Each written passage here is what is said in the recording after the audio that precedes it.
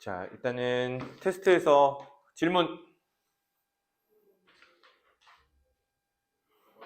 4번이요. 자, 4번 문제 같이 볼게요.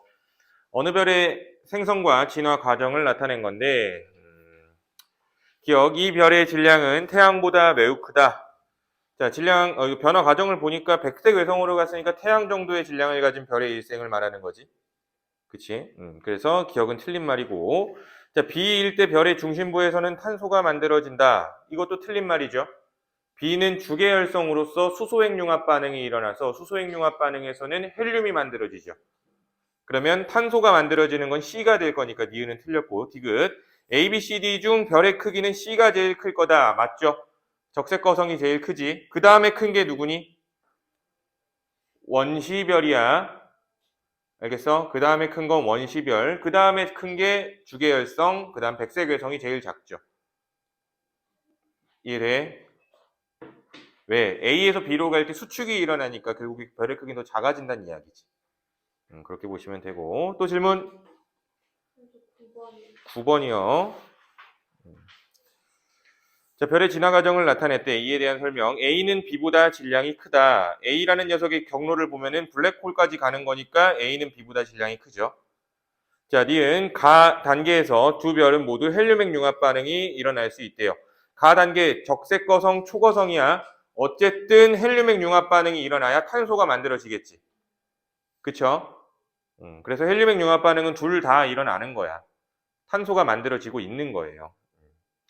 자, 그리고 성운에서 철보다 무거운 원소가 포함될 수 있대요. 성운이라고 얘기하는 거는 지금 철보다 무거운 원소가 포함될 수 있죠. 화살표 방향을 봐봐.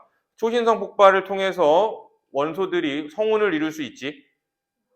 그치? 그럼 성운에서 철보다 무거운 원소들이 성운에 존재할 수 있겠네. 이해돼요? 그래서 예를 들어 이거잖아. 이 성운에서 나중에 태양계가 만들어지는 거야. 그러면은 여기에 있었던 철 같은 것들은 지구형 행성을 이루게 됐었겠지, 나중에. 이해돼? 또 질문? 6번이요. 자, 별의 진화와 원소의 생성에 대한 설명이다. 별의 질량이 클수록 수명은 짧죠? 왜? 단위 시간당 에너지 소모량이 많기 때문에. 자, 적색거성 단계에서 헬륨핵 융합 반응이 일어나는 거 맞죠? 그래서 중심부에 탄소와 산소가 있다라고 했었어. 철보다 무거운 원소는 블랙홀 내부에서 생성될 수 있대요. 철보다 무거운 원소는 블랙홀에서 생성되는 게 아니라 언제 만들어져? 초신성 폭발을 통해서 만들어지죠. 그치? 그래서 3번 틀렸고요. 4번 태양보다 질량이 훨씬 큰 별은 진화의 마지막 단계에서 행성상 성운이 되는 게 아니라 블랙홀이나 중성자별이 될 수 있겠지.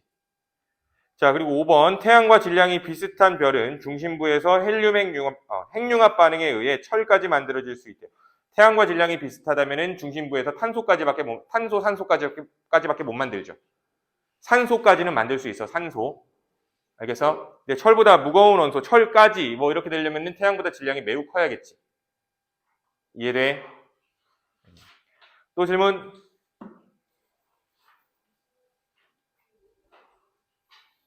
없어요? 없죠? 자, 그러면 우리 숙제가 지금 두 가지가 있었어. 프린트 숙제가 있었고요. 우공비 숙제가 있었어. 그래서 프린트 숙제부터 먼저 보도록 하겠습니다. 자, 프린트 숙제 꺼내십시오.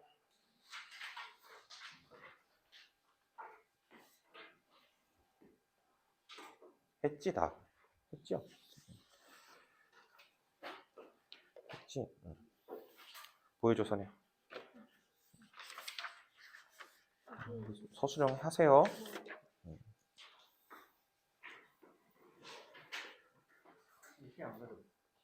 책을 안 갖고 왔어? 프린트 숙제. 어? 지난주에 안 왔어? 프린트 숙제. 아무것도 없어요.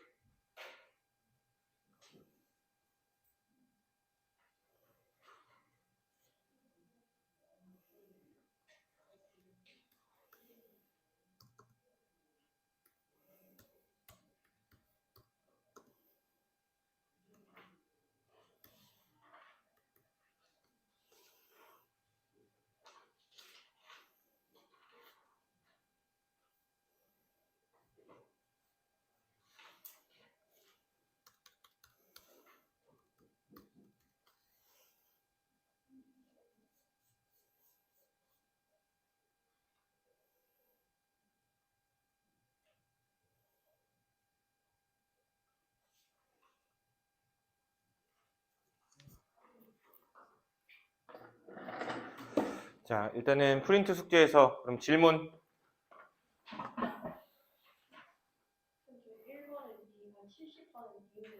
70번의 니은. 자, 별의 탄생에 대한 설명인데 니은에 보면 원시별은 중력 수축에 의해 내부 온도와 압력이 증가한다. 원시별도 반짝반짝하다 그랬었죠. 원시별이 반짝반짝한 이유는 중력 수축 에너지 때문이라고 그랬었는데 니은에서 얘기하고 있는 게 중력 수축 에너지를 표현하고 있는 거야. 중력 수축에 의해서 내부 온도와 압력이 증가하면서 빛을 내는 거죠. 또 질문?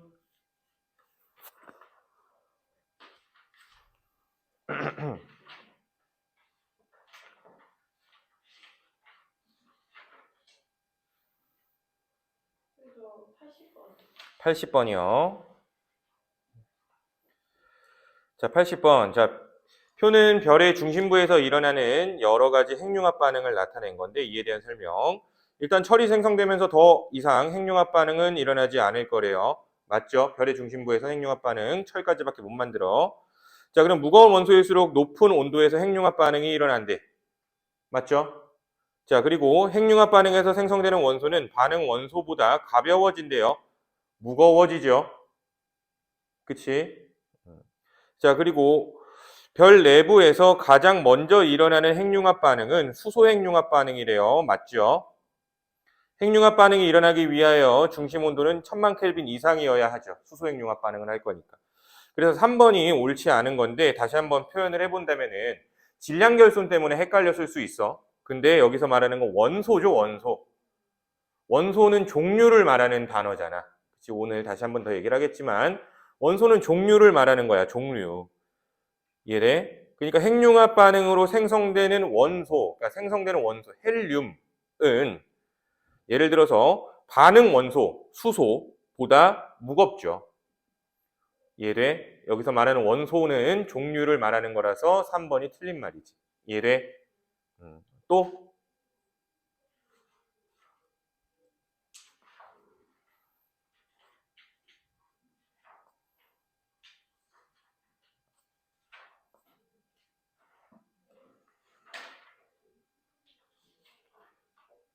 괜찮죠? 자, 그러면 우공비 숙제 질문.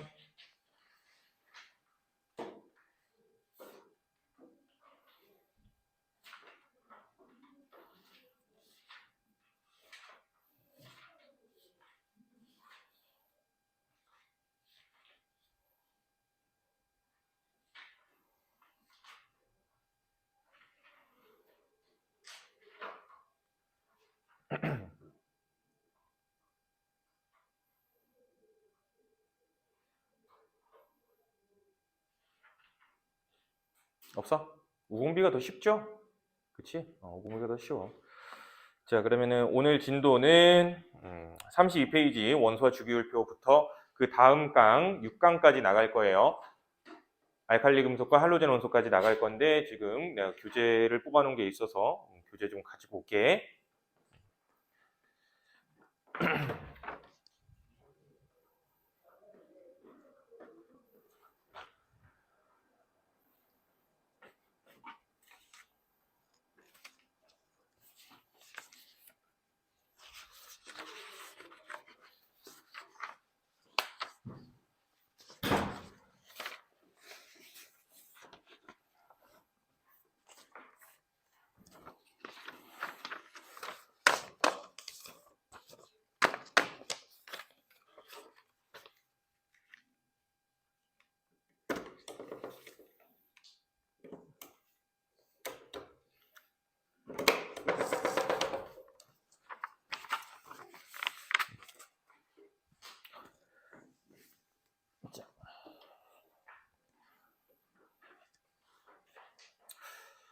자, 그러면 시작해 보도록 합시다. 자, 오늘은 주기율표에 대한 이야기를 좀 얘기를 해볼 건데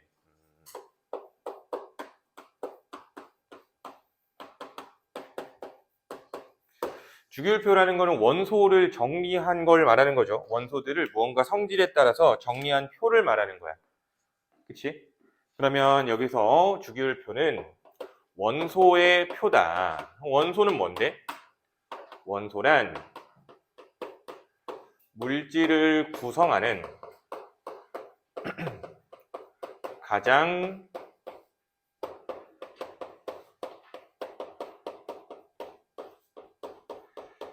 기본적인 성분을 말합니다. 가장 기본적인 성분.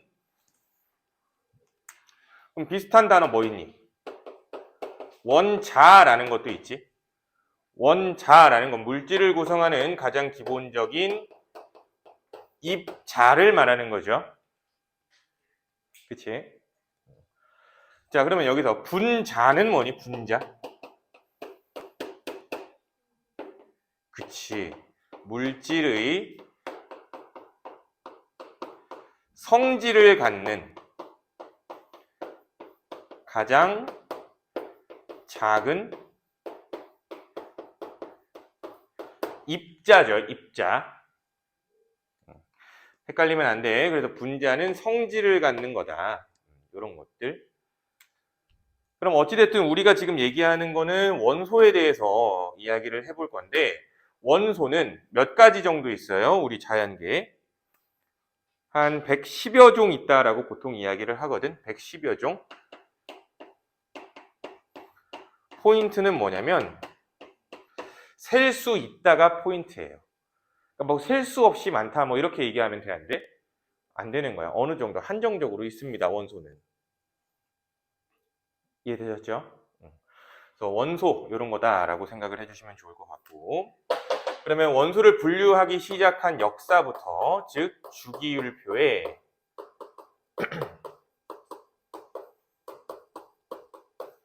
역사부터 한번 이야기를 해보도록 하자. 첫 번째, 되베라이너라는 사람이 새쌍원소라는 걸 주장했어요. 새쌍원소설. 그러니까 좀 신기한 원소들을 3개씩 묶어 놓은 거야. 3개씩. 어떻게 묶었냐면은 리튬, 나트륨, 칼륨을 이렇게 묶었어. 근데 묶은 기준은 뭐냐면 가운데 나오는 원소의 원자량이 양쪽 끝에 나오는 녀석의 원자량 중간값을 갖도록 묶어 놓은 거야. 중간값을. 그래서 이렇게 쓰는 거죠.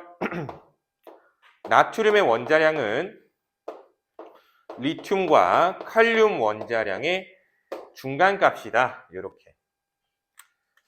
그래서 결국에는 이 새쌍 원소의 기준은 원자의 상대적 질량을 일컫는 원자량 기준으로 원소들을 묶은 거예요. 알겠어? 그러니까 원자량이 화학적 성질에 영향을 주고 있다라는 걸 확인한 거다라고 볼 수 있겠죠. 원자량이 화학적 성질에 영향을 주고 있구나. 실제로는 그렇지 않죠. 그치? 이런 것들. 데베라이는 요거 기억해주면 되고요. 두 번째, 자, 뉬렌즈라는 사람은 옥타브설이라는 걸 주장을 하죠.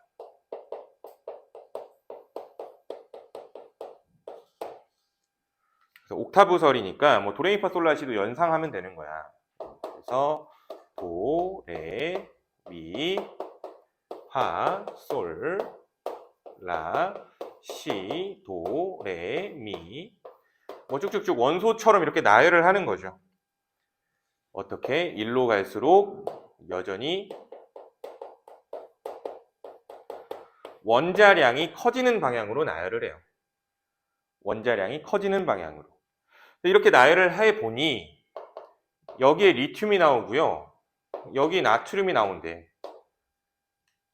알겠어? 원자량 순으로 나열을 해보니까 첫 번째, 두 번째, 세 번째, 네 번째, 다섯, 여섯, 일곱, 여덟 해서 마치 같은 음계에 같은 원소가 나온다는 얘기지. 즉 8번째마다 화학적 성질이 반복되더라라고 얘기한 거야. 8번째마다 화학적 성질이 반복되더라. 아시겠죠? 그래서 이런 성질을 나타냈어요. 자, 그리고 세 번째,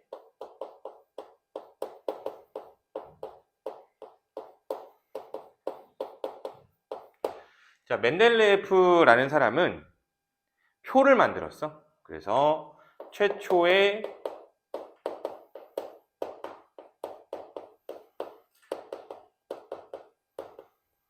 주기율표를 만들었다. 그럼 표는 어떻게 만들까? 여기서 봐봐. 뉴렌즈에서 보면은 여기 도 부분을 잘라가지고 요 다음 2옥타브를 요 아래로 이렇게 내리면 가로, 세로가 완성되겠지. 그치? 이런 식으로 만든 거야. 그래서 멘델레예프의 첫 번째 가로줄을 우린 주기라고 부르지요. 그치? 주기의 의미는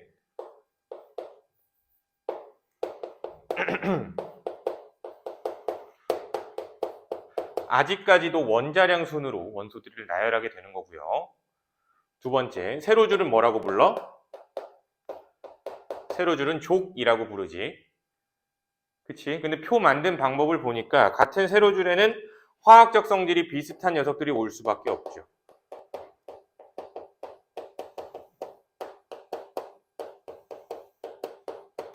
화학적 성질이 비슷한 녀석들이 올 수밖에 없다. 그리고 또 세 번째, 멘델레예프 주기율표를 보면은 알 수 없는 원소 기호들이 같이 나오는 걸 볼 수 있어. 그 알 수 없는 원소 기호들은 그때 당시에 아직 발견되지 않은 미발견 원소를 예측한 거고요. 또한 배치까지 한 거지. 즉 이런 원소가 존재할 건데 이 원소의 원자량은 이 정도 가지면서 성질은 이런 성질을 띌 거야 라는 것까지 생각을 한 거죠. 실제로 후에 이런 원소들이 발견이 됨으로써 멘델레예프의 업적이라고도 얘기할 수 있다는 얘기입니다. 자, 그리고 네 번째. 근데 표에서 한계점이 헬륨, 네온, 아르곤 이 녀석들은 배치할 수가 없어요. 멘델레예프 주기율표에서는 헬륨, 네온, 아르곤은 배치할 수 없어. 그래서 얘네들 우리 뭐라고 불러? 현대 주기율표에서 18족 원소라고 하고요. 별명으로는 비활성 기체라고도 부르죠. 무슨 뜻이야? 반응성이 없다. 이런 걸 비활성 기체라고 하지. 이 녀석들은 멘델레예프 주기율표에서 표현할 수 있다, 없다? 없다. 그냥 문제점이 있다라고만 생각해도 될 것 같아. 자, 네 번째. 모즐리라는 사람이 있어. 모즐리라는 사람은 현대 주기율표에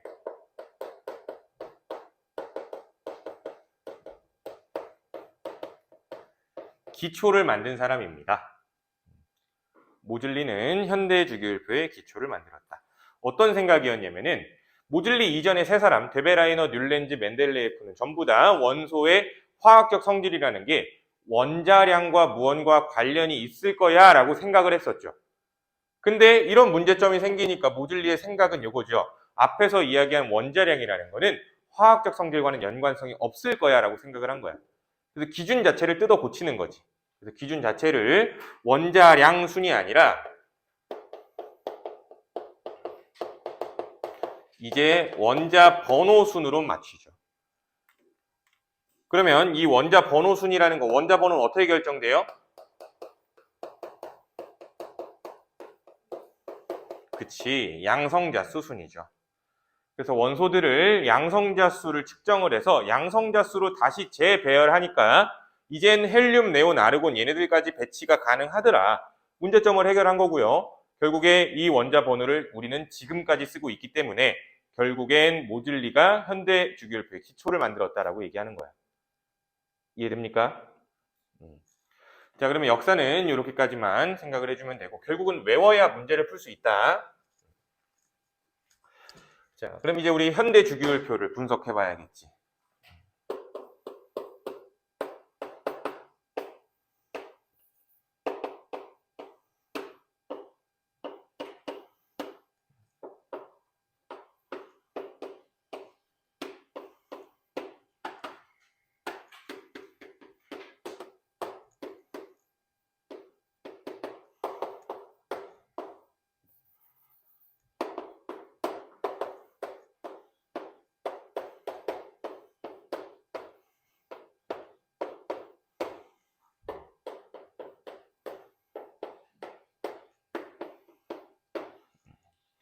자, 주기율표예요.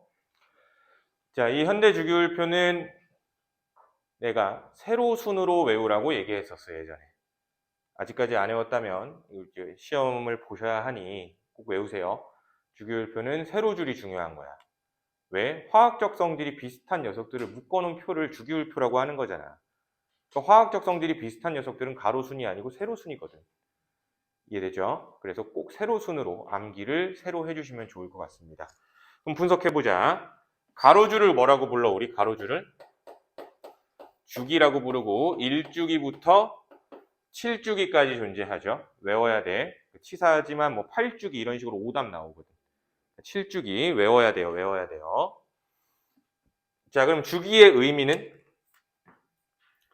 전자가 채워진 전자 껍질수죠. 전자 껍질수. 그리고 세로 줄인 족은 1족부터 18족까지 존재를 하며 족의 의미는 어떤 의미를 담고 있었어?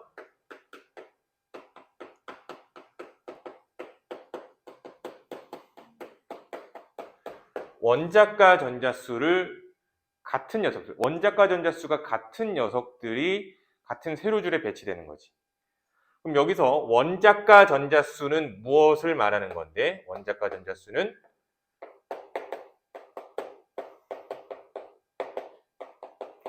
화학 결합에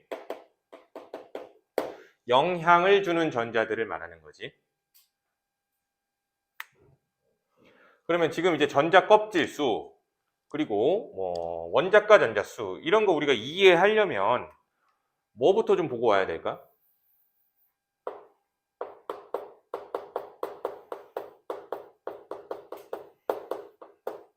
전자 배치라는 걸 이해해야 돼요. 전자 배치.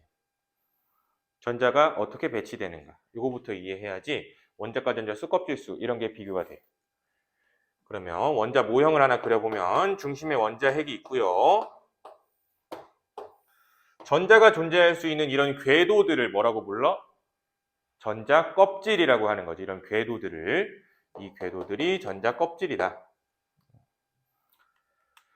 그러면 여기서 전자 껍질 중요한 거. 전자는 요 껍질과 껍질 사이에 위치할 수 있어, 없어? 껍질과 껍질 사이에는 전자가 절대로 존재할 수 없어요. 전자는 무조건 어디에 있어야 돼요? 전자 궤도, 전자 껍질 위에 있어야 하는 거야. 알겠어? 그러면 이 전자는 플러스인 원자핵한테 잡아당겨질 때 위치 에너지라는 걸 가지고 있겠지? 이해돼? 그래서 전자가 껍질 위에만 존재할 수 있다는 건 이런 식으로 표현하기도 합니다. 전자의 위치 에너지는 불연속이야 라고도 이야기를 해요. 똑같은 말로 전자 껍질의 에너지 준위는 불연속이야 라고도 해요. 에너지 준위 이게 무슨 뜻이냐면은 그 에너지에 준하는 위치를 말하는 거야. 알겠어? 그러니까 간단하게 생각하면 내가 책상 위에다가 지금 책상 위에다가 뭐 분필을 이렇게 올려놨어요. 그러면 이 분필의 경우에는 이 책상 높이만큼의 준하는 위치 에너지를 갖겠지. 그럼 이 물체가 없다라고 생각하면 이 책상은 에너지 준위라고 표현한다는 거죠. 이해돼? 그래서 전자 껍질의 에너지 준위 역시 불연속이다. 여기서 중요한 말 불연속이 중요하죠. 이 말이 무슨 뜻이었어? 특정한 위치의 에너지만 가질 수 있다는 거야. 알겠죠? 그 말은 또 전자는 껍질과 껍질 사이에 위치할 수는 없다가 되는 거지. 그래서 전자가 껍질과 껍질 사이를 넘나들 때 껍질과 껍질을 넘나들 때 어떤 전자가 여기 있었는데 얘가 이 위로 올라온대요. 그럼 이때 위치 에너지가 증가하는 거야, 감소하는 거야? 위치 에너지 증가야, 감소야? 증가하는 거죠. 왜? 원자핵으로부터 멀어지기 때문에 일로 갈수록 더 멀어질수록 위치 에너지는 커지는 거거든. 그래서 위로 올라간다면 에너지를 흡수해야 돼, 방출해야 돼? 흡수해야 되는 거지. 그리고 위에 있던 전자가 뭐 아래로 이렇게 내려와요. 그러면 이때는 에너지가 낮아지는 거니까 에너지를 요만큼 흡수해야 돼, 방출해야 돼? 방출한다는 거야. 그러면 보듯이 이 흡수하는 에너지의 크기랑 방출하는 에너지의 크기는 서로 같죠? 그렇기 때문에 우리 스펙트럼에서 봤었던 흡수선과 방출선의 위치는 같은 원소라면 똑같다는 얘기죠. 무슨 말인지 이해돼? 그래서 스펙트럼이랑도 연관성이 있어. 그러면 여기에다 이제 전자를 배치할 때 주의해야 되는 좀 두 가지 얘기를 해보자. 자, 먼저 첫 번째 전자 껍질에는 전자가 최대 몇 개 들어가니? 2개 들어가요. 그래서 n은 1이다 하면 이게 첫 번째 전자 껍질의 의미예요. 그러면 두 번째 전자 껍질에는 전자 최대 몇 개 들어가? 8개 들어가고요. 세 번째 전자 껍질에는 전자가 최대 18개까지 들어갈 수 있어요. 네 번째 전자 껍질에는 전자 최대 32개까지 들어가요. 그래서 규칙을 살펴보면은 2n의 제곱계로 전자가 들어갑니다. 이건 최대 개수야. 최대 개수. 알고는 있어야 합니다. 자, 근데 최대로 들어간다고 다 좋은 건 아니야. 즉, 안정하게 전자가 들어가는 경우를 알아야 돼요. 안정되게 전자가 들어간다는 거는 2개, 8개, 세 번째 껍질에는 8개만 들어가요. 18개까지 억지로 넣으면 넣을 수는 있어요. 빈자리가 있거든. 그렇지만 8개보다 많이 들어가게 되면 전자 개수가 너무 많아져서 반발력이 심해진다. 즉 불안정해진다라고 생각하면 돼. 자, 그러면 네 번째 껍질에도 전자는 최대 몇 개? 8개까지 들어간다. 뭐 이런 식으로 생각해 주면 돼. 그러니까 결국에 이렇게 전자가 8개, 8개, 8개 들어가는 규칙, 이걸 뭐라고 불러요? 옥텟 규칙이라고 부르죠. 옥텟 규칙이라고 부르죠. 자, 그리고 또 하나, 전자 배치를 할 때는 이런 식으로 전자 배치를 해주면 되는데, 요 안쪽 껍질일수록 위치 에너지가 높아져 낮아져? 안쪽 껍질로 갈수록 위치 에너지는 낮아지죠. 그래서 위치 에너지가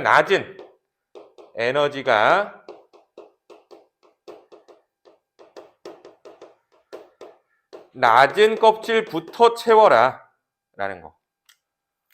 쉽게 생각하면 그냥 안쪽부터 채워라 라는 거야. 알겠죠? 자, 그러면 안쪽부터 전자를 하나하나 좀 채워봅시다. 수소는 전자가 하나 있는 거죠. 원자 번호 1번이니까 양성자 하나라서. 그러면 수소의 전자 배치는 첫 번째 껍질에 전자 몇 개? 하나 들어가고요. 헬륨은 원자 번호 2번이니까 첫 번째 껍질에 전자 2개 들어가면 되겠지. 리튬은 원자 번호 3번이어서 전자가 3개 있을 건데 첫 번째 껍질에는 전자가 2개까지밖에 안 들어가니까 결국에는 두 번째 껍질에 하나가 마저 들어가 줘야겠네요. 그리고 베릴륨은 2개, 풍소는 2개, 3개, 탄소는 2개, 4개, 질소는 2개, 5개, 산소는 2개, 6개, 플로린 2개, 7개, 네온은 2개, 8개 이렇게 들어가는 거지. 돼요? 나트륨 원자 번호 11번이니까 전자 11개예요. 첫 번째 껍질 2개, 두 번째 껍질 8개, 세 번째 껍질 1개 이렇게 들어가겠죠? 마그네슘은 전자 하나 더 많은 거니까 세 번째 껍질에 2개. 알루미늄은 3개, 규소는 4개, 이는 5개, 황은 6개, 염소는 7개, 아르곤은 8개의 전자가 이렇게 들어가요. 되죠? 자, 그럼 이렇게 전자 배치를 하고 나면은 규칙이 눈에 보여야 돼. 같은 가로줄에 있는 녀석들은 전자가 배치되어 있는 전자 껍질 수가 동일하지. 그치? 그리고 또한 같은 세로줄에 있는 녀석들을 봐봐. 1개, 1개, 1개, 2개, 2개, 3개, 3개 뭐 이런 식으로 똑같아지죠. 이게 원자가 전자수라는 말이지. 그래서 얘네 족 이름도 매겨보면 1족, 2족, 13족, 14족, 15족, 16족, 17족, 18족 이렇게 있잖아. 그래서 3족부터 12족까지는 없지는 않죠. 있기는 있어. 하지만 우리한테 쓸모가 없어서 빼버린 거고 양쪽 끝을 붙인 거야 지금. 그치? 그래서 원자가 전자수라는 거는 잘 봐봐. 1족은 1개, 2족은 2개, 13족은 1의 자리만 따서 3개, 14족도 1의 자리만 따서 4개, 15족은 5개, 16족은 6개, 17족은 7개예요. 근데 여기서 주의해야 되는 게 18족이 되겠지. 18족 같은 경우는 원자과 전자가 몇 개야? 0개예요, 0개. 0개야. 이유에 대해서 한번 여기서 설명을 해보도록 할게요. 참고. 자, 원자과 전자수, 원자과 전자라는 거는 원자가 화학결합에 영향을 주는 전자들을 말하는 거죠. 그래서 이렇게 한번 비교해보자. 예를 들어 나트륨 전자 배치해보면 마지막 껍질에 전자 이렇게 한 마리가 있어요. 그리고 염소도 생각해보면은 마지막 껍질에 맞으면 여기 전자 7개가 있죠. 그치? 그러면 얘네들은 현재 전자 배치를 보면 2개, 8개, 1개, 2개, 8개, 7개이기 때문에 뭐 가장 안정한 전자 배치를 이루고 있지만 이것보다도 더 안정할 수 있어. 어떻게? 옥텟 규칙을 만족하게 해주면 되거든. 그럼 옥텟 규칙 만족하려면 나트륨의 경우에는 이 전자 하나를 버리는 게 좋겠죠. 그치? 7개를 얻을 수도 있겠지만은 7개 얻는 것보다 하나 버리는 게 낫잖아. 그리고 얘도 하나를 얻을 수 있겠죠. 7개를 버리는 것보다는.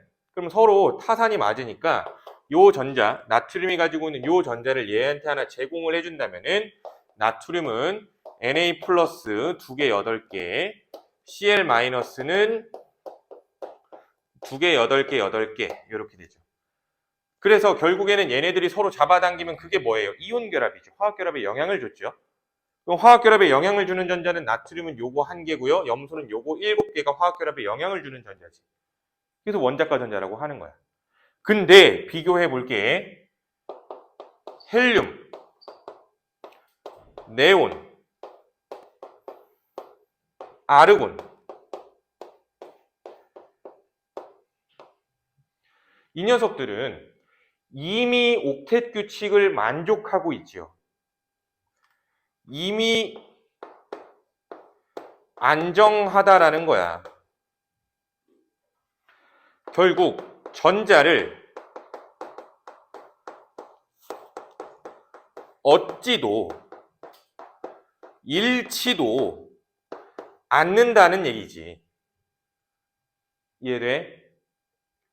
그럼 전자를 얻지도 잃지도 않아? 화학결합을 한다 안 한다? 화학결합을 안 한다.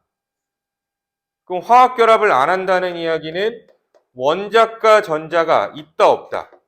없다. 없다. 0개죠. 그래서 이 녀석들은 화학결합을 안 하기 때문에 헬륨, 네온, 아르곤 얘네들은 말 그대로 원자임과 동시에 분자의 역할까지 할 수 있어요. 헬륨, 네온, 아르곤은 헬륨 분자라고 해도 맞는 말이야. 헬륨 원자라고 해도 맞는 말이야. 왜? 그거 자체로 존재하니까. 다른 녀석과 결합하지 않고. 그거 자체로 성질을 갖고 있기 때문에. 이해되죠? 아시겠죠? 그래서 얘네들 비활성 기체는 결국에 원자과 전자가 0개라는 사실 이해하셔야 됩니다. 됐죠? 그럼 여기서 또 주의해야 되는 거 몇 가지 좀 더 얘기를 해보자.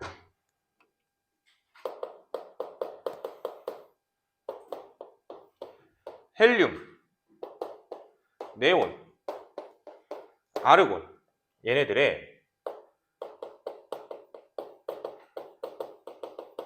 원자과 전자는 0개죠. 근데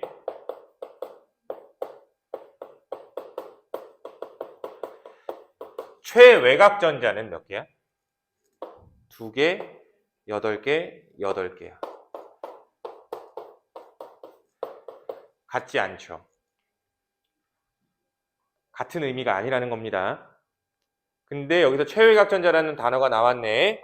최외곽 전자는 말뜻 그대로 해석하면 돼. 그냥 단순하게 가장 바깥 껍질에 있는 전자 개수를 묻는 거예요. 속뜻 없어요. 알겠어? 근데 원자과 전자라는 거는 원자가 사용 가능한 전자라는 뜻을 담고 있기 때문에 헬륨, 네온, 아르곤의 원자과 전자는 0개라고 얘기해 줘야겠지. 알겠어? 근데 얘네들을 제외하고 다른 원소들을 생각해 본다면은 원자가 전자수와 체외각 전자수는 일치하지요. 다른 원소들의 경우에. 알겠어? 그래서 원자가 전자, 체외각 전자라는 단어를 좀 구분해서 사용했으면 좋겠습니다. 이해되죠? 자, 그럼 다시 이쪽으로 와서 여기에서 우리는 금속과 비금속을 또 찾아봐야 돼요. 이게 통합과학의 목적이야. 통합과학은 이 주기율표에서 금속과 비금속을 나눠볼 수 있니? 얘네들의 성질도 구분할 수 있겠니? 라는 게 목적이에요. 그래서 구분을 한번 해보도록 할게요. 먼저 금속부터.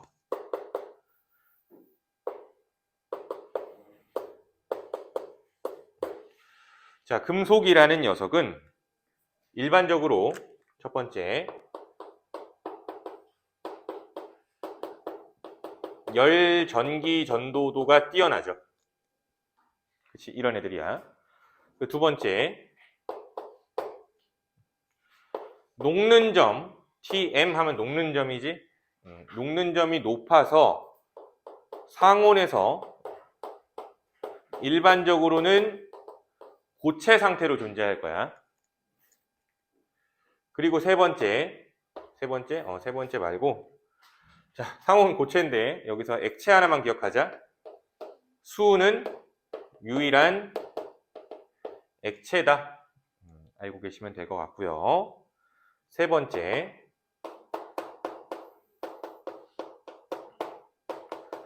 표짐성과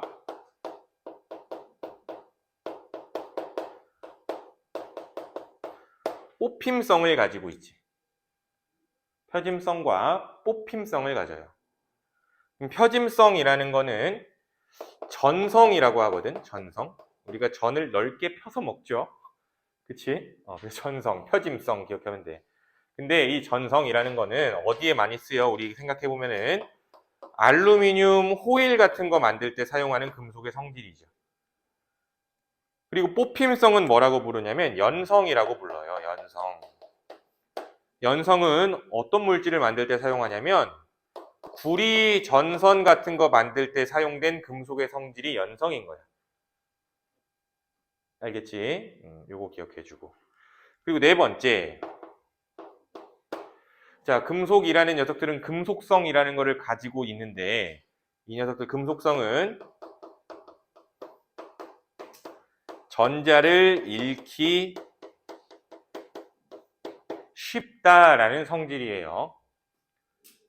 금속은 전자를 잃기 쉽다라는 성질을 가진다. 또 하나, 그럼 전자를 잃기 쉬우니까 이온이 될 때는 무슨 이온이 되기 쉬울까? 양이온이 되기 쉽다라는 거죠. 그래서 이 두 가지 성질은 묶어서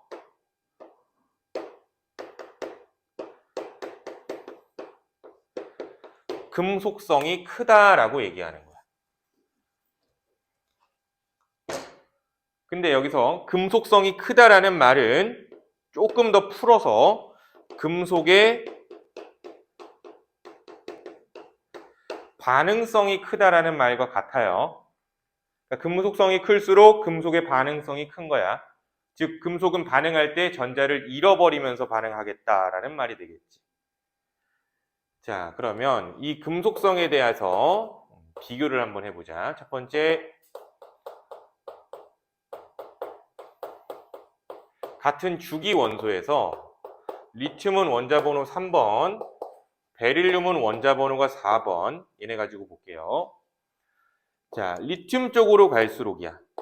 원자 번호가 줄어들수록, 같은 주기에서 원자 번호가 줄어들수록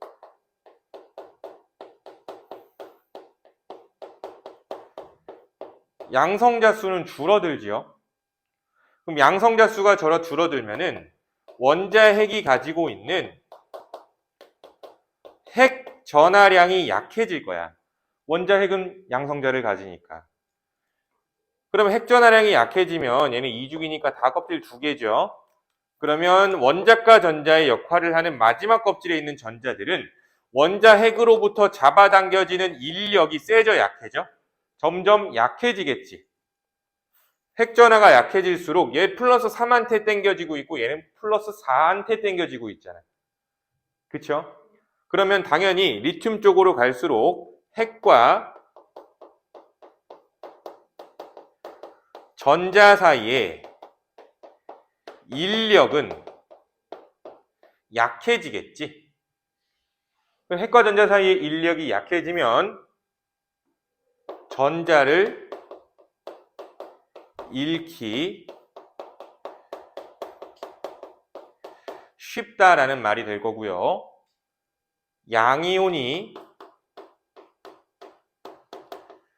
되기 쉽다가 될 거고, 결론적으로는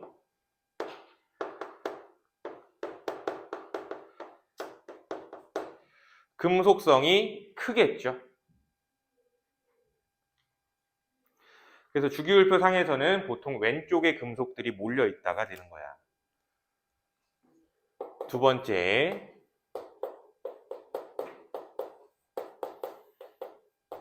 같은 족도 보자. 같은 족은 리튬, 나트륨, 칼륨 가지고 보면 이번엔 이 아래로 내려갈수록 껍질 수가 늘어나게 되죠. 아래로 갈수록 껍질 수가 늘어나네. 껍질 수가 늘어나게 되면 핵과 전자 사이의 거리는 멀어지는 거지. 핵과 전자 사이의 거리가 요렇게 점점 멀어지잖아. 거리가 멀어지면 핵과 전자 사이의 인력은 당연히 약해질 거야. 그치? 핵과 전자 사이의 인력이 약해지면 똑같이 전자를 잃기 쉽다가 되고요.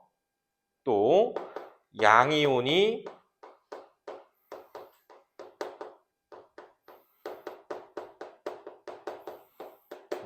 되기 쉽다가 되고, 최종적으로는 금속성이 커진다가 되겠지. 그러면 금속들은 보통 왼쪽 아래에 있는 거고요. 그럼 주기율표에서 봤을 때 우리가 외워야 되는 녀석들 중에 금속성이 제일 큰 건 칼륨이 제일 크겠지. 제일 왼쪽, 제일 아래에 있을 거니까. 자, 그러면 네 번째, 비금속도 마저 좀 봅시다.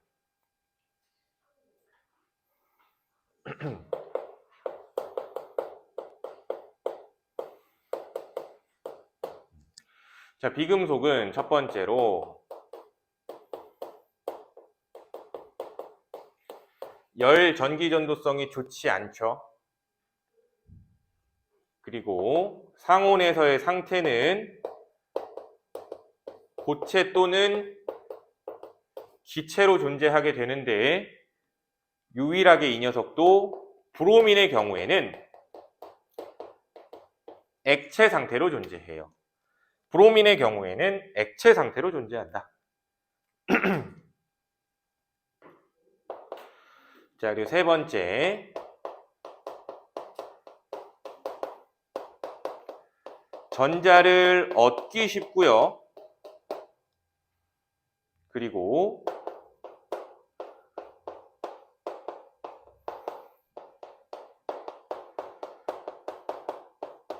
음이온이 되기 쉬워요. 그래서 전자를 얻기 쉽고 음이온이 되기 쉽다. 요 말 뜻이 또 무슨 뜻일까? 비금속성이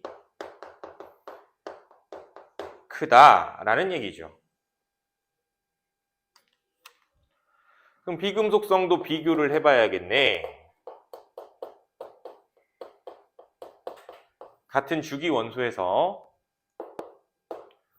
탄소, 질소, 산소, 플루오린 가지고 볼 때 플루오린 쪽으로 갈수록 양성자 수는 많아져요.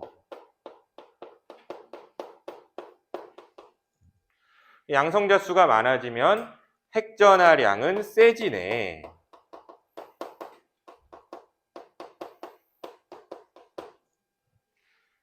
그러면 핵과 전자 사이의 인력은 세지고요. 결국 전자를 얻기는 쉽다가 될 거고, 이온이 되면 음이온이 되기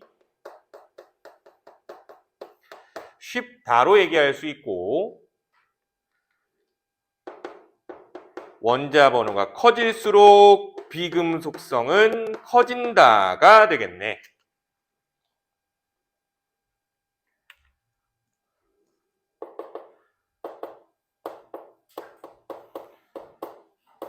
같은 족 원소도 보자.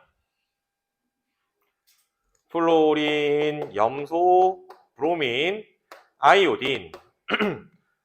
제발 순서대로 외워. 플로린, 염소, 브로민, 아이오딘. 플로린은 2주기라 껍질 2개, 염소는 3개, 베릴륨이래. 브로민은 4개, 아이오딘은 5개. 오늘 수업 너무 많이 했나봐. 브로민 말 뜻이 안 나오네. 브로민은 4개. 자, 그래서 이번에는 위로 올라가자. 플로린 쪽으로 갈수록 껍질 수가 늘어나죠. 줄어들죠. 껍질 수가 줄어들고요. 그리고 줄어드는 만큼 거리는 가까워지지. 핵과 전자 사이 거리는. 이렇게 되면 핵과 전자 사이의 인력은 세질 거고요. 세지면 전자를 얻기 쉽다가 되고, 음이온이 되기 쉬워져서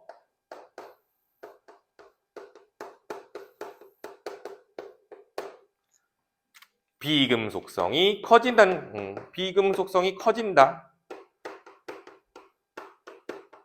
라고 볼 수 있겠네.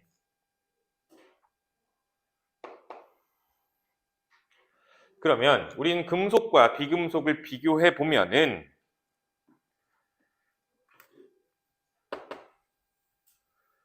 일로 갈수록 요로 갈수록 금속성은 커지고요.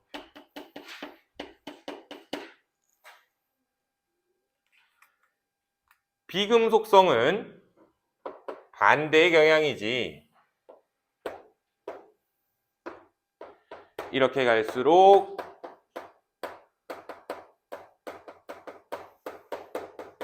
비금속성은 커지는 거지. 그럼 비금속성이 제일 큰 원소는 누가 될까요? 플로린이 비금속성이 가장 크겠네. 그렇지. 플로린이 비금속성이 가장 클 거야. 그러면 가장 오른쪽 가장 위에 있는 건 헬륨이잖아. 비금속성에서 제외를 당했네. 이유는 비금속성이란 전자를 얻는 반응을 말하는 거야. 전자 얻어 안 얻어? 안 얻어. 그래서 18쪽 원소 요 녀석들 또 주의를 해줘야겠네요. 요 녀석들의 경우에는 비금속이기는 하되, 얘네들 비금속 맞아. 알겠죠? 18쪽 원소 비금속이라고 해야 돼. 근데 비금속이기에 하되 비금속성이라고 얘기하면 거의 없다가 돼요. 알겠어? 18쪽 원소는 전자를 얻지도 잃지도 않을 거기 때문에 헬륨, 네온, 아르곤은 비금속성이 거의 없다라고 얘기해 줘야 돼. 이해되지? 그래서 이렇게 비교해주고, 또 하나, 자, 왼쪽에 있음에도 불구하고 금속이 아닌 새끼가 한 명 있어요. 왼쪽에 있음에도 불구하고 금속이 아닌 새끼 누구 있어요? 수소가 있죠. 수소는 왼쪽에 있어도 비금속이야. 와, 이게 부러지네. 자, 그러면 다시, 자, 수소는 1족 원소로서 수소, 리튬, 나트륨, 칼륨 같은 족이죠. 그러면 수소, 리튬, 나트륨, 칼륨의 원자가 전자수는 같다. 맞아, 틀려? 맞는 말이지. 1족 원소니까. 한 개로 동일합니다. 근데 수소, 리튬, 나트륨, 칼륨의 화학적 성질이 비슷하다. 맞아, 틀려? 이건 틀리지. 그쵸? 왜? 리튬, 나트륨, 칼륨은 금속이지만 수소는 비금속이니까 화학적 성질이 다른 거야. 하지만 원자과 전자수는 같다 하면은 그 말은 맞는 거죠. 또한 최외곽 전자수도 같다 하면 그 말은 맞는 거야. 다른 건 화학적 성질이 다르다라고 해줘야겠지요. 이해돼? 근데 문제에서 진짜 뻔뻔하게 그렇게 물어볼 거야. A, B, C로 바꿔가지고 A, B, C의 화학적 성질은 같다. 맞아, 틀려? 틀렸다고 해줘야 돼. 꼭 수소가 꼈는지 안 꼈는지는 확인을 해보세요. 문제 풀 때. 알겠지? 제발 좀 확인하고 넘어가야 되는 부분이야, 거기는. 이해되죠? 자, 그러면은 지금 우리가 이렇게 금속, 비금속을 나눠봤는데, 그래서 금속은 왼쪽, 비금속은 오른쪽에 있는 거잖아. 그럼 왼쪽, 오른쪽을 나누는 경계 라인이 있어야 될 것 같은데, 그 경계는 누가 정해요? 준금속이 정하는 거지. 그래서 준금속은 우리가 외우는 녀석들만 기억을 한다면, 붕소와 규소는 준금속으로서 요렇게 나뉘어요. 그래서 얘네들은 준금속이다. 준금속. 그래서 준금속을 기준으로 왼쪽은 금속, 오른쪽은 비금속 이렇게 해주면 돼. 그래서 우리가 생략한 3족부터 12족까지는 전부 다 금속이에요. 이해돼? 근데 여기서 또 주의해야 되는 사항은 16족이라고 해서 또 모두 다 비금속은 아니다. 뭐 그거 나오지는 않아. 역대껏 나온 적은 없어.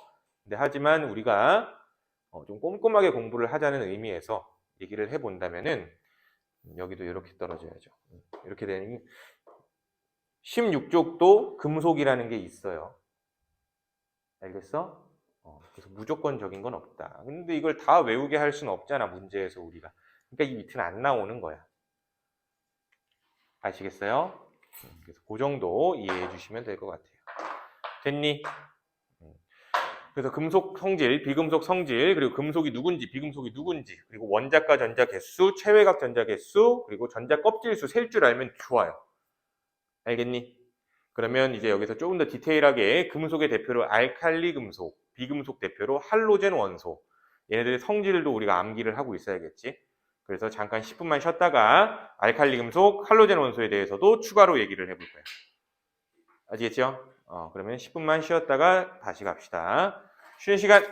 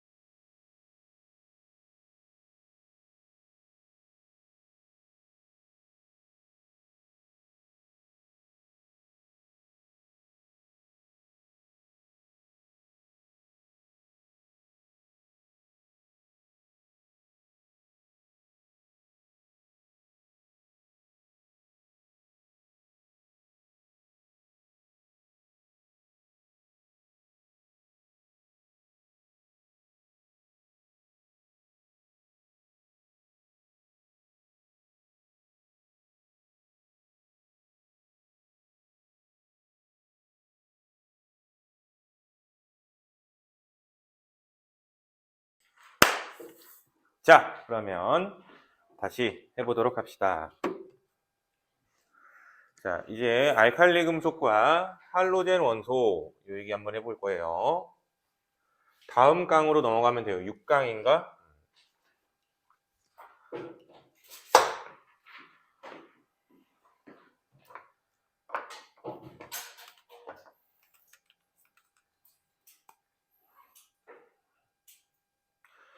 자, 먼저 금속 대표로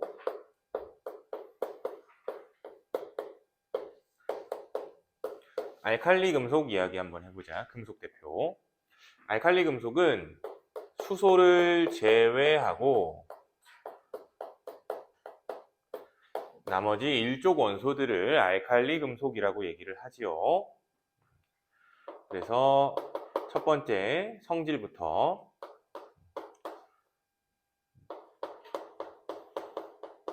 뭐야? 방금 불이 막 어두워지지 않니? 그치, 놀랬네. 원자과 전자가 한 개라는 성질을 갖죠. 일족 원소니까. 그래서 대표적으로 알칼리 금속 M이라는 녀석이 안정한 이온이 되면 이런 식으로 전자 하나를 잃어버리는 거야. 대명사로 M을 쓴 거예요. 메탈이니까. 그러면 요 M 플러스, 이런 일가 이온이죠. 이런 건 1 플러스를 일가 양이온이라고 해요. 일가 양이온.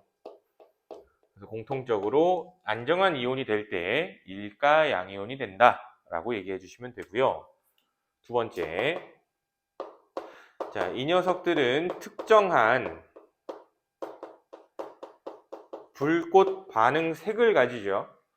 불꽃 반응이라는 거는 중학교 때 배웠어. 금속 시료를 겉불꽃에 집어넣으면 불꽃색이 바뀌는 거. 그치? 그래서 알칼리 금속도 마찬가지로 그래. 그래서 리튬의 불꽃색은 무슨 색이야? 빨간색이고요. 나트륨의 불꽃색은 노란색이죠. 칼륨의 불꽃색은 보라색이야. 그래서 불꽃색을 이용하여 알칼리 금속을 구분하는 것도 가능해요. 그리고 세 번째, 전자를 하나만 잃어버리면 반응할 수 있기 때문에 반응성이 큰 편이죠. 전자 2개도 아니고 3개도 아니고 딱 하나만 버리면 바로 반응할 수 있어. 그래서 전자를 하나만 잃어버리면서 반응하니까 반응성이 커. 그래서 누구랑 반응을 잘하냐면 먼저 공기 중에 산소와 반응하여 결과로는 광택을 잃어버린다라고 얘기를 해요. 그러니까 쉽게 생각하면 녹쓰는 거예요. 녹쓰는 거. 두 번째, 또 물과 반응을 잘하죠. 물과 반응해서 수소기체를 발생시킨다. 이 두 가지 실험이 알칼리 금속에서 같이 나와요. 그래서 각자 예를 좀 들어보면은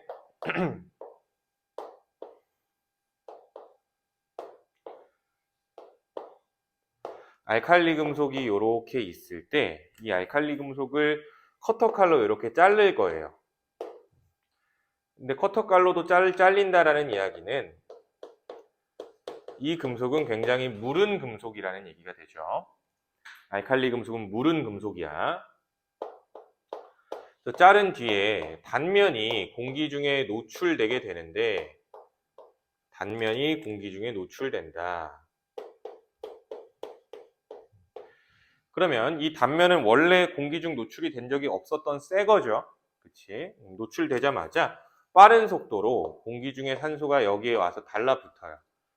즉 산화되고 있는 거죠. 알칼리 금속이 산화되고 있는 거다. 그래서 광택을 잃어버린다가 되는 거야. 광택을 잃어버린다. 근데 이 실험을 리튬으로도 해보고 나트륨으로 해보고 칼륨으로도 해봤을 때 칼륨 쪽으로 갈수록 반응 속도는 빨라지게 되겠죠. 왜? 칼륨이 전자 껍질이 제일 많기 때문에 전자를 잃어버리기 제일 쉬워서 그런 거죠. 그래서 광택을 잃어버리는 데까지 걸리는 시간은 칼륨이 가장 단시간일 거예요. 단시간 내에 반응하겠죠. 이해되죠? 또 물과 반응을 할 때, 이건 반응식으로 한번 본다면 두 마리의 알칼리 금속이 두 마리의 물 분자와 반응하여 두 마리의 M 플러스 이온이 되고 두 마리의 수산화 이온 H2가 발생한다. 이렇게. 자, 그러면 이건 그림으로 한번 이해할게.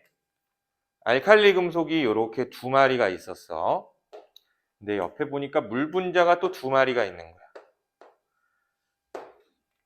그래서 이렇게 수소까지. 그러면 이때 무슨 일이 벌어지냐면 요 수소가 떨어져 나와요. 수소 이온으로 떨어져 나와요.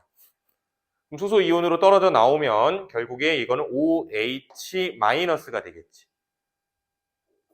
이것도 떨어져 나와요. 수소 이온으로. 그러면 이것도 OH-가 되는 거죠. 그래서 OH- 생긴 거예요. 그러면 알칼리 금속은 전자를 버리고 싶어 하는 녀석이니까 버리는 환경이 된다면 언제든지 버릴 준비가 되어 있을 겁니다. 그래서 이 알칼리 금속이 결국 요 수소 이온들에게 뭘 줄까요?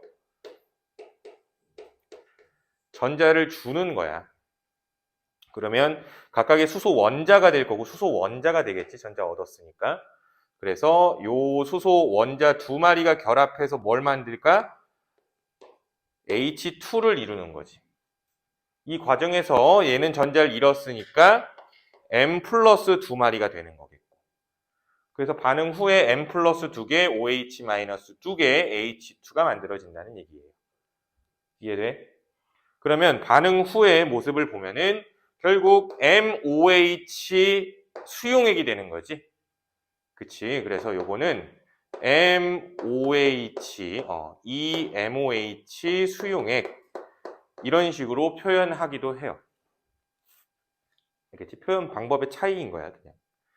그럼 여기서 중요한 거, 반응한 뒤에 OH-가 생긴 걸로 보아 이 혼합용액의 액성은 염기성이 되겠죠. 수산화 이온을 포함한 수용액은 염기성이야. 그럼 염기성이라는 걸 우리가 어떻게 확인할까 생각해 본다면 pp라고 쓰면 이거 페놀프탈레인이죠. 그치? 페놀프탈레인의 용액 색깔이 무슨 색으로 변할까?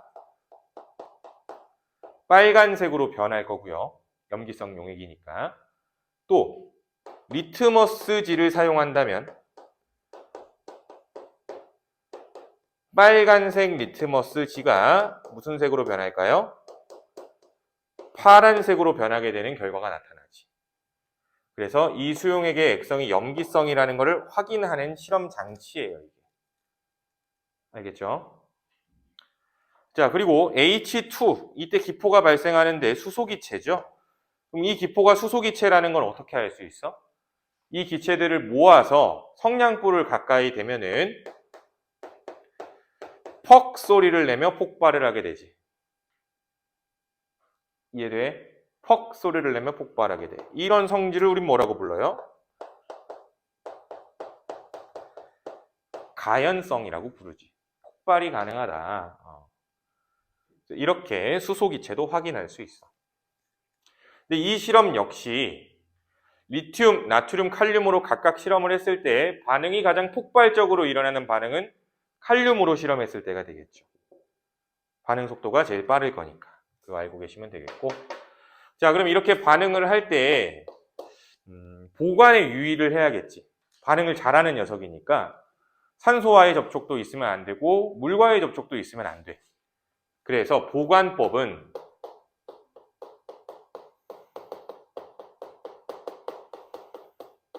석유나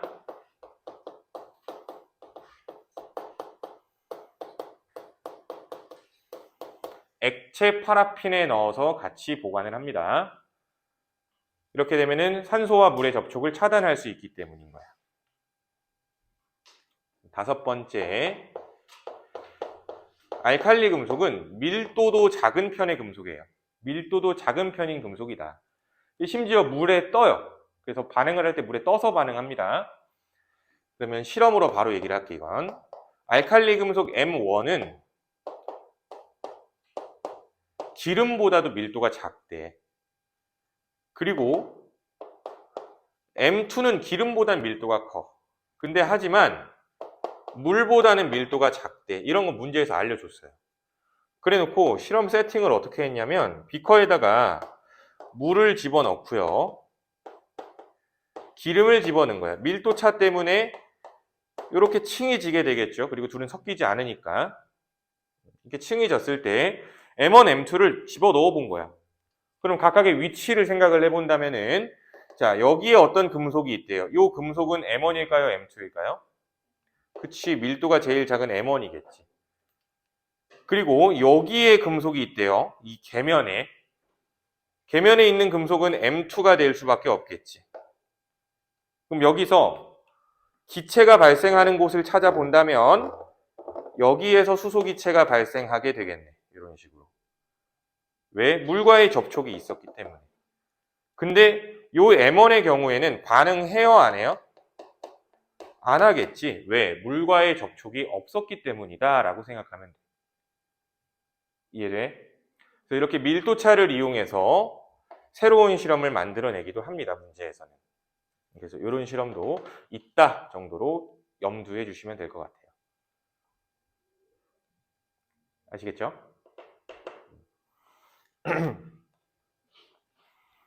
화학 너무 재밌지 않니? 화학 너무 재밌지 않아? 지우개가 없네. 재밌지? 재밌어. 나도 학창 시절에 화학이 제일 좋았어. 화학이 제일 좋았어. 오! 와씨. 화학이 제일 좋았어. 엄연히 말해서는 과학이 제일 좋았지. 과학이 제일 좋았어. 근데 수학이 제일 싫었어. 너무 재미가 없었어, 난 수학이. 내가 이걸 왜 해야 돼? 이걸 왜 해야 되지? 그러니까 과학 같은 경우는 이걸 왜 해야 돼? 라고 했을 때 할 말이 너무 많아. 그치? 과학적인 이론을 알고 생활을 하다 보면은 보이는 게 달라요. 똑같이. 보이는 게 달라. 그러니까 예를 들어서 쉽게 얘기했을 때 비가 막 내려. 이제 문과생들 같은 경우는 비가 이제 내리면 추적 내린다. 이러고 있겠지. 그치? 그러면 이제 이과생들에게는 이런 거지. 대기 중 습도가 이슬점에서의 포화 수증기 압보다 높아졌기 때문에 응결이 돼서 지금 비가 내리고 있구나. 이렇게 해석이 되는 거지. 그래서 보이는 게 좀 달라져요. 과학을 하면. 그래서 난 과학이 좋았어. 똑같은 현상을 보고도 뭔가 좀 낯설게 느껴지는 그런 재미가 있었어. 어쨌든 알칼리 금속 기억을 해주셔야 됩니다. 자, 그리고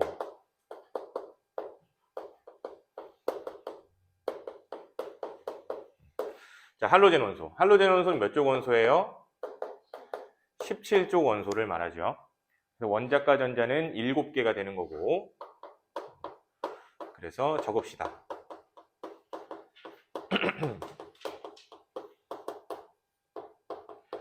원자과 전자가 7개이기 때문에 이 녀석들은 안정한 이온이 될 때 X라고 표현을 해요. X라고. 알칼리 금속은 M이라고 했었죠. 할로젠 원소는 X라고 표현합니다. 얘는 전자 하나를 얻어서 옥텟 규칙을 만족하겠지. 그래서 X-가 되고 요 X- 요거 역시 우리 뭐라고 부를까? 일가 음이온이라고 부르는 거지. 자, 그러면 두 번째 할로젠 원소의 평상시 상태. 플로린, 염소, 브로민, 아이오딘. 뭐 이런 식으로 봤을 때 상태는 조금 이따 보고 이 위로 올라갈수록 반응성이 커지죠. 근데 여기서 말하는 반응성은 전자를 잃는 반응을 말하는 게 아니라 뭘 말하는 거야? 전자를 얻는 반응을 잘한다는 거야.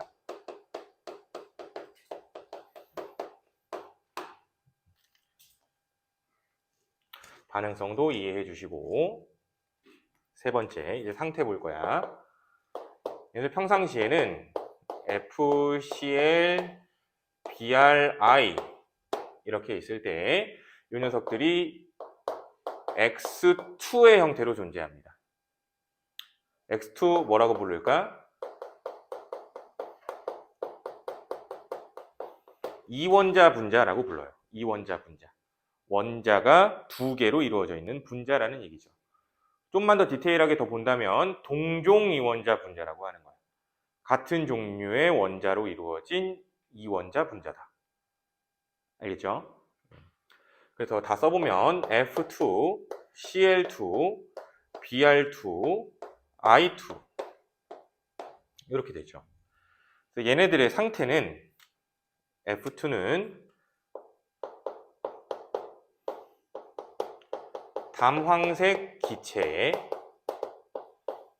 Cl2는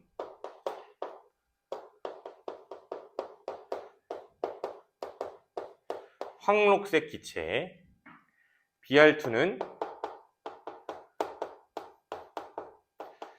젓갈색 액체, I2는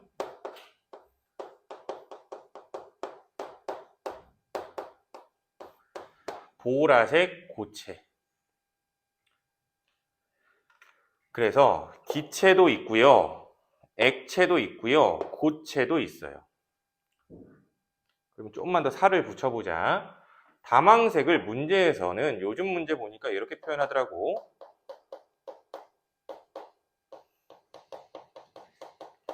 옅은 노란색이라고도 해요. 그리고 또 살을 좀 붙여보자. 자, 이렇게 분자로 존재하는 고체 물질의 경우에는, 분자로 존재하는 고체 물질 I2의 경우에는 승화성을 가져요. 승화성. 그럼 승화성이라는 걸 뭘 말하는 거야? 고체에서 바로 기체로 가는 걸 말해요. 혹은 기체에서 바로 고체로 가는 것도 승화성이라고 하죠. I2는 승화성을 가져요. 자, 그러면 또 이 녀석들이 누구랑 또 반응을 잘할까 생각을 해본다면 알칼리 금속과도 반응을 잘합니다. 알칼리 금속은 전자를 버리려고 할 거고 할로젠은 얻으려고 할 거니까 서로 궁합이 좋아. 그래서 대표적으로 나트륨과 반응한 경우를 살펴본다면 NaF, NaCl, NaBr, NaI 뭐 이런 형태를 가져. 얘네 특징, NaCl 굉장히 익숙하죠. 그치? 그래서 알칼리 금속과 결합한 경우에는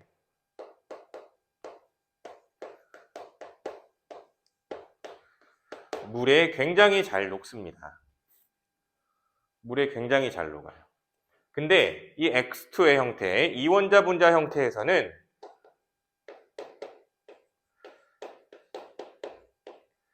물에 잘 녹지 않아요. 그 차이점이 있죠. 할로젠 원소는 물에 녹아 안 녹아? 안 녹아요. 알겠지? 근데 얘가 알칼리 금속과 결합하면 그건 물에 잘 녹는다. 또 얘가 또 누구랑 또 반응을 잘하냐면은 수소랑도 반응을 잘해. 수소랑 반응하는 건 반응식으로 한번 적어보자.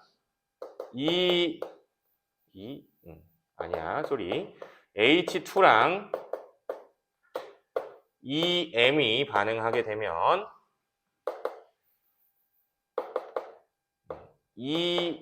EHM 뭐 이런 식으로 되는 것이.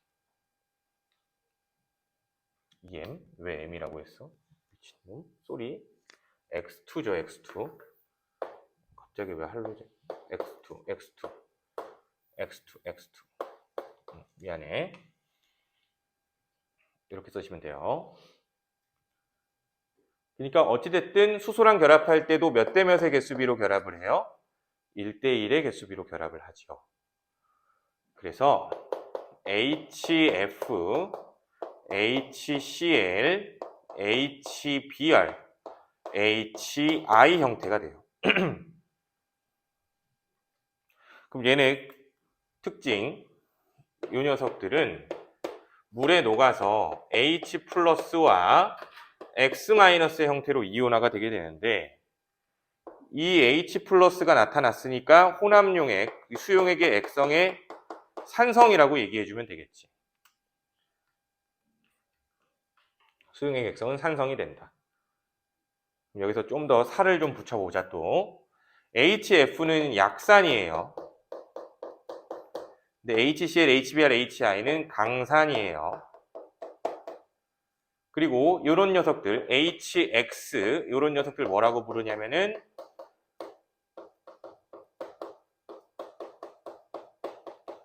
할로젠화 수소라고 불러요. 자, 그러면 다시 할로젠 원소는 물에 녹아 산성 용액이 된다. 틀린 말이야. 왜? 할로젠 원소는 물에 녹아 안 녹아? 안 녹을 거니까 할로젠화 수소가 물에 녹아서 산성이 되는 겁니다. 그럼 알칼리 금속은 물에 녹아 염기성이 된대? 이 말은 맞는 말이지. 알칼리 금속은 물과 격렬하게 반응하니까. 이해돼? 그래서 할로젠 원소의 성질은 이런 식으로 상태별로 좀 기억을 해줘야 돼요. 외울 거 다시 한번 좀 정리하자. 자, 이렇게 이원자 분자 형태로 존재할 때 이 녀석들은 일정한 색깔과 상태를 가지고 있다. 그리고 금속과 결합한 경우 물에 잘 녹는다. 수소랑 결합한 경우 할로젠화 수소라는 게 되고 물에 녹아서 산성이 된다. 이렇게 잡아주면 돼. 특징 세 가지. 아시겠죠? 자, 그러면 이제 우리 뒤에서 문제를 몇 가지 좀 해결을 해보도록 할게요.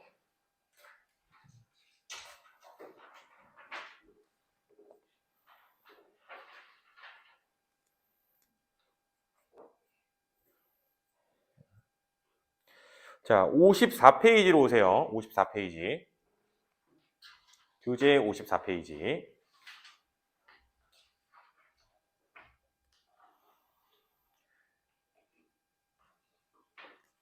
자, 1번 문제부터 좀 볼 건데, 자, 이에 대한 설명으로 옳은 것, 기억. A와 B는 외부에서 힘을 가하면 얇게 펴지는 성질, 밑줄, 이거 전성이라고 부르죠. 혹은 그냥 펴짐성이라고도 하고요. 금속 원소가 갖는 성질이지. 그렇죠. 그래서 A와 B는 외부에서 힘을 가하면 얇게 퍼지는 성질이 있다. 금속이기 때문에 맞는 말이죠. 니은 C와 D의 전자 껍질 수는 7개래요. 17쪽이니까 틀렸죠. 전자 껍질 수를 말하는 게 아니라 원자가 전자 수가 7개지. 자, 그리고 A와 D의 원자가 전자 수의 총합은 37이래. A는 원자가 전자 수가 1개지. 1쪽이니까. B의 원자가 전자 수는 2개. C, D의 원자가 전자 수는 7개죠. 1의 자리만 보면 돼. 그래서 원자가 전자 수는 몇 개니? 그러면 14개에 3개 더하면 17개죠. 2번. 자, 그림은 원자 번호 3번부터 16번에 해당하는 원소들을 화학적 성질이 비슷한 원소가 같은 위치에 오도록 음표로 나열을 한 거래. 그러니까 이제 옥타브설 유추해 주시면 되겠죠. 자, 그럼 가와 나는 비금속 원소다라고 하고 있는데 탄소와 플로오린 사이에 존재하죠. 이 녀석 누구니? 탄소와 플로오린 사이에 있는 거 질소와 산소가 되는 거지. 그럼 비금속 원소 맞는 말이 되고요. 니은 리튬과 원자가 전자수가 같은 원소는 다가 된대요. 리튬의 원자가 전자수는 1이니까 같은 레에 위치하고 있는 다가 되겠지요. 나트륨. 그래서 결국에 니은은 맞는 말이 되지. 나와 라는 같은 족 원소래요. 같은 족? 같은 족 원소야? 다와라구나. 다와라는 같은 족이 아니라 같은 주기 원소가 되지.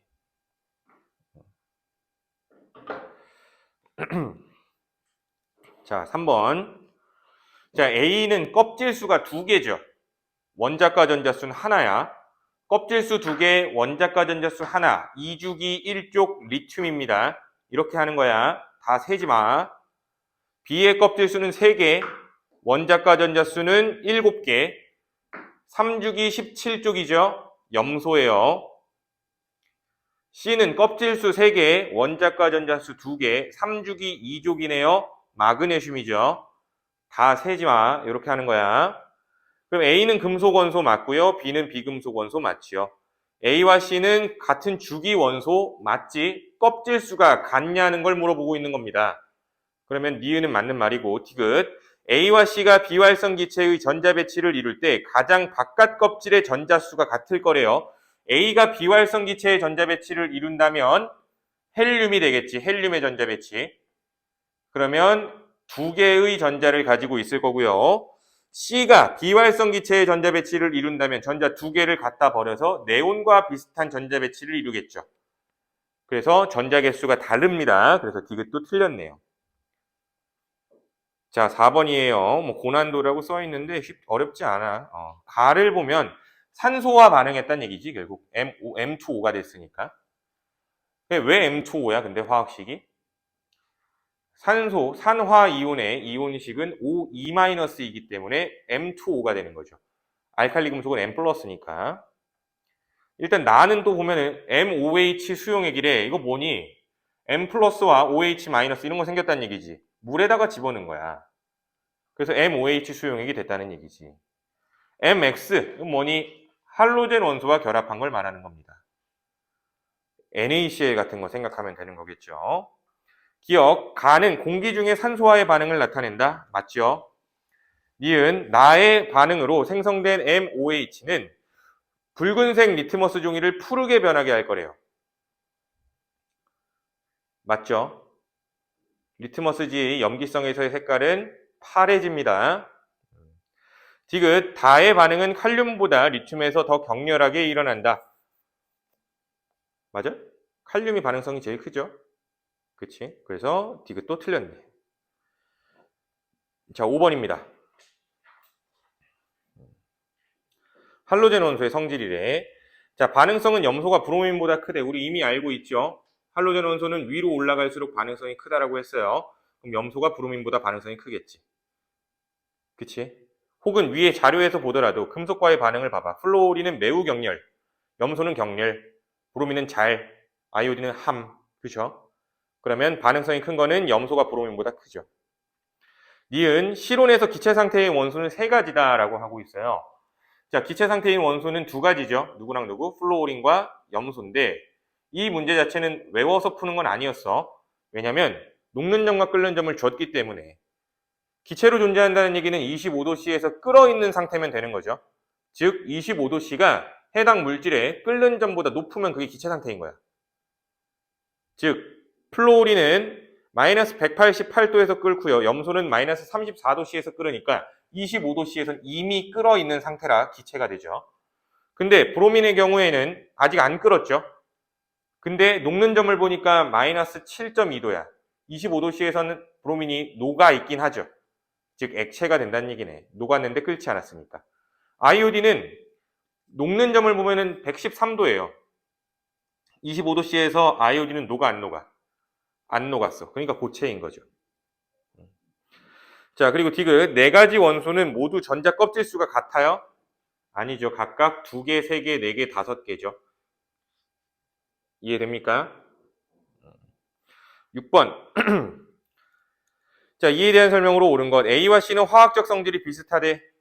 같은 족이냐를 묻는 거죠, 이게. 같은 세로줄에 있냐를 묻는 거야. 그러면 기억은 틀린 말이지. 자, B는 소금에 포함되어 있대요. B는 나트륨이지. 3주기 1족 나트륨. 소금은 NaCl. 소금에 포함되어 있네요. D, 충치 예방용 치약에 사용된대요. D는 염소지. 염소로 이빨 닦으면 죽어요. 뭐 한 번에 한 큐에 죽진 않을 거야. 근데 이빨 닦은 거는 냄새가 더 나겠지? 이빨 누렇게 되고. 어찌됐든. 그러면은 예방용 치약에 사용되는 건 누구냐면 플로우린이에요. 플로우린.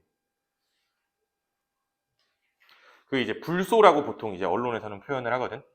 불소 치약 들어본 적 있니? 그 불소가 플로우린이야. 이름이 바뀌어야 되는데 플로우린으로. 자, 그러면 어찌됐든 우리 이렇게 문제는 풀어본 거라고 보시면 될 것 같고 숙제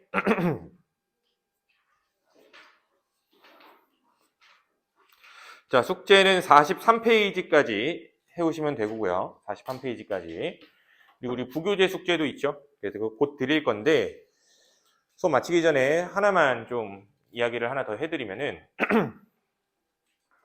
숙제하면서 이런 거 한번 해봐봐. 예전에도 한번 얘기를 했던 것 같은데 못 들은 사람이 있을까봐 얘기를 해보면, 우리가 시험을 볼 때 틀리는 문제가 있어. 100점이 아니면 틀리는 문제가 무조건 있는 거지. 근데 틀리는 문제의 경우를 두 가지로 좀 나눠보자면, 실수와 몰라서. 그치? 뭐 실수는 뭐 그날 컨디션에 따라 어쩔 수 없는 거고, 몰라서의 경우도 사실 두 가지로 나눌 수 있죠. 아예 안 배워서와 혹은 기억, 니은, 디귿 중에 일부를 몰라서. 그치? 이게 답이 기억인지 기억 디귿인지 디귿이 애매해서 틀리죠. 그러면은 지금 우리가 틀리는 경우를 분석해 봤을 때 통제 가능한 경우는 일부를 모른다라는 건 통제가 가능해요. 왜냐하면 내가 일부를 모르고 있는 게 뭘 모르는지를 알면 되거든. 근데 그건 언제 할 수 있냐면 숙제할 때 할 수 있어요. 숙제할 때 문제를 풀다가 이게 기억인지 기억 니은인지 헷갈려. 헷갈리면 그 헷갈림 보기는 노트 한 켠에 혹은 핸드폰 메모 앱에 혹은 뭐 그냥 A4 용지에 그냥 한눈에 볼 수 있도록 적어놔. 내가 헷갈린 보기 있죠? 헷갈린 문장. 그 문장 자체를 어딘가에 적어놔. 내가 볼 수 있는 곳에. 적어놓고 그거를 또 단원별로 분류할 필요도 없어. 그냥 적어. 쭉쭉쭉쭉 문장을 쌓아가는 거야, 계속. 내가 헷갈린 문장은 계속 적어요. 그냥 언어적으로 접근을 하자는 겁니다. 계속 적어. 그래서 시험 보기 전까지 그게 쌓이겠죠. 그게 보통 쌓이면 한 페이지 정도 되거든. 그래봤자. 알겠어? A4 한 페이지 정도 안에 끝나. 내가 헷갈렸던 문장들은. 이해돼? 그래서 그걸 적고 나중에 시험 직전에 내가 헷갈렸던 문장들을 줄줄줄줄 그냥 읽는 거야. 뭐 외우려고도 하지 말고 읽어. 그러면 기억이 살아남아. 알겠어? 그래서 숙제하면서 좀 헷갈린 부분들, 헷갈린 문장들, 이런 것들, 뭐 해설 보면은 답이 다 있잖아. 이게 왜 틀렸고, 이게 뭐 안 틀렸고, 그 오답 정리도 할 필요 없어. 알겠어? 그냥 그거를 줄줄줄줄줄 적어놔. 적어놓고 이게 맞은 말인지 틀린 말인지 OX 정도만 표현을 해놔. 아니면 더 응용해서 내가 적을 때는 모든 보기를 맞는 말로 고쳐서 옮기든지. 아니면 난 틀린 걸 외울 거야. 틀린 걸로 고쳐서 외우든지. 알겠어? 그냥 일단 그냥 적고 이 말이 맞았는지 틀렸는지 OX로 해놔. 이해돼요? 그래서 그렇게 보면은 우리가 어느 정도 문제에서 점수 상승이 한 사람과 안 한 사람은 있을 수밖에 없어. 알겠지? 숙제하면서 헷갈림 보기는 좀 한켠에 적어놔. 요즘 세상 좋아졌으니까 메모 앱을 이용하는 게 난 좋을 것 같다는 생각이 드네. 알겠죠? 자, 그러면 이제 추가 숙제 드리고 마무리를 하도록 할게요. 자, 그래서 이것도 풀어 오시고 다음 주에 놓고 오지 말고 꼭 갖고 와. 그리고 채점은 어디서 해? 네이버 밴드에 내가 올려놓습니다. 해설. 몰랐어? 네이버 밴드에 해설 올려놨습니다. 내가 올리는 거 내가 한 금요일쯤에 올리거든? 혹시 답 뺏기는 사람 있을까봐? 금요일쯤에 올리니까 풀고 채점해 주시면 될 것 같아요. 알겠지? 자, 그러면은 수고하셨고요. 다음 주에 보도록 하겠습니다. 수고하셨습니다.